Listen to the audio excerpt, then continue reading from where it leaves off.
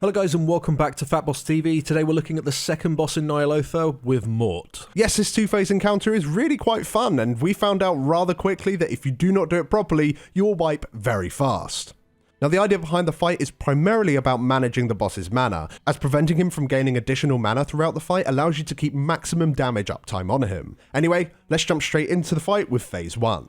So in this phase the boss can take damage, whereas in phase 2 he cannot at all. So you'll want to remain in this phase as long as you possibly can. The boss starts with no mana whatsoever and he'll gradually gain it at a steady rate over time. The boss will however gain additional mana throughout the phase if you're not careful with the Dark Manifestation ad. The boss will spawn a large zone that drags players towards it, and after 6 seconds it will explode and deal damage to anyone within it, as well as spawning the ad. You'll want one of your tanks to pick up this ad as soon as possible. Now instead of losing health, this ad will instead lose mana as you damage it. Once all the mana is gone, it will then despawn. This ad has to be tanked at least 20 yards away from Maut, otherwise he'll consume the ad and take a large portion of its mana pool. The ad only has a single ability, which is Dark Offering, which will cause it to shed 20% of its total mana and give it to Maut.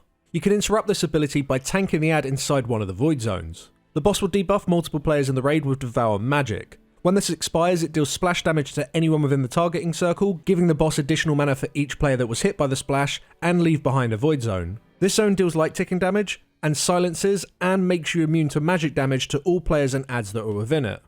We decided to place these zones as clumped up as possible without directly stacking them on top of one another to prevent the boss from gaining additional mana, and then have our tanks tank the ads very close next to them, ready to move them in whenever they cast Dark Offering.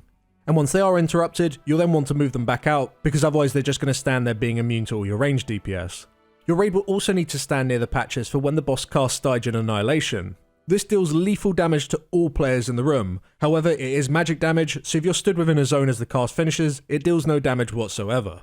To make dealing with all of these abilities that little bit worse, the boss will also cast Black Wings. This frontal cone will target a melee player, and once the cast is finished, all players will take a huge burst of damage and be knocked back if they're caught. This is really easy to dodge if you're near the boss, however if you're stood at say max range distance, you are going to get hit and potentially knocked off the platform. So to stop ranged DPS and healers being hit, we found having melee being on one side of the boss and ranged and healers on the other side, we didn't need to worry about them having to try and dodge the ability, as it will always be on the melee instead.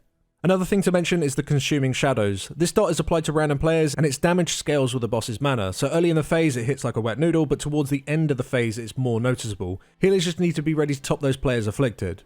Last to note is for your tanks, you're going to be hit by Shadow Claws throughout the fight. This just deals physical damage and applies a stacking dot. This doesn't really hit that hard, and it isn't applied too frequently, but you will need to tank swap at some point. The best time to do it is probably in between each ad. Once Maut gets full mana, he'll move into the middle of the room and phase 2 will begin. Immediately all of the void zones will detonate, dealing a ton of damage if you happen to be stood within them, so make sure that you're not. At this point, the boss will gain a mana shield that you'll need to damage through within 60 seconds. If you fail to do so, he'll explode and one-shot your raid. You'll also want to break through this shield as soon as you possibly can, as he's also gaining a permanent stacking magic damage increase. Now during this time, any damage you deal to him is reflected back at you, so there is a lot of healing that needs to be done at this point.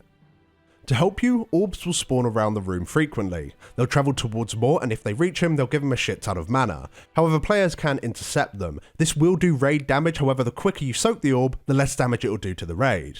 When you do soak an orb, it will buff you with forbidden mana. After 6 seconds, this debuff will time out and give all players within 20 yards a crazy amount of mana regeneration and a 50% healing done increase. So we decided to assign certain players to cover different areas of the room to intercept the orbs as soon as possible and then bring the buff back to the raid. Now whilst this is going on, players in the raid will also be occasionally debuffed with Drain Essence. This dispellable debuff deals light ticking damage whilst removing mana from you and giving it to Maut. When it is dispelled, it explodes and deals damage to all players within 8 yards and removes mana from them, but this particular explosion doesn't give mana back to the boss. So if your healers can manage it, you'll want to instantly dispel players regardless if they've moved out or not, just to make it so the boss gets as little mana as possible. If not, just wait for them to leave the group before dispelling them. Once you broke through the shield, the fight will then go back to phase 1 and it will repeat. It's just now, the boss will have a damage increase from phase 2. So ideally you want to kill the boss before too many phase 2s are done, as eventually the fight will become unhealable. As for Mythic, one of the main changes is that a curse is applied to the entire raid. This was a little bit bugged, and the footage doesn't really show how it works entirely, but by the sounds of it, you want to remove this curse by either entering void patches or by decursing it.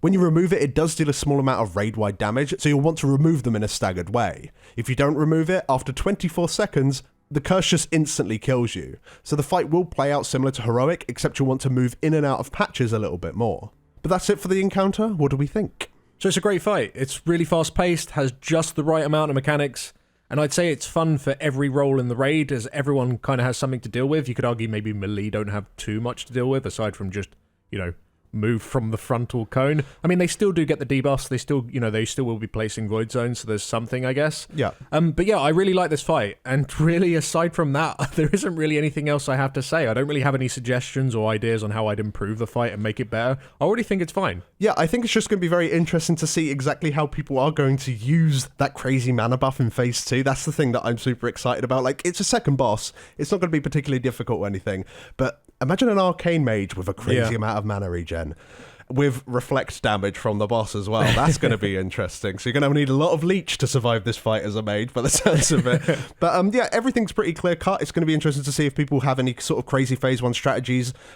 especially regarding the ad, whether or not you're going to have melee come out and attack it, but then try and bait the black wings, or you're just going to take the black wings to the face during the ad, like, because who really cares? Also, that ad's when it's shredding its mana and giving it back to the boss. Although really you should try and interrupt it every time by dragging it into one of the void stones to interrupt its cast. We didn't quite a lot of the time, and it didn't really matter. It maybe gave us like an extra 15 odd seconds in the phase. So maybe it's not even that important to interrupt that ad in the first place. Maybe that's something that you need to focus on Mythic more. So it can be interesting to see how this thing's tuned either way. Yeah, I think with the ad giving the mana back to the boss, it's going to be the difference between maybe getting 1 Phase 2 or maybe 2 Phase 2s or even 3 Phase 2s. If you're really poor at sorting out those ads, then you're going to get too many Phase 2s, which is going to give the boss such a large damage increase that eventually you're not going to be able to kill him, because people are going to start dying all over the place.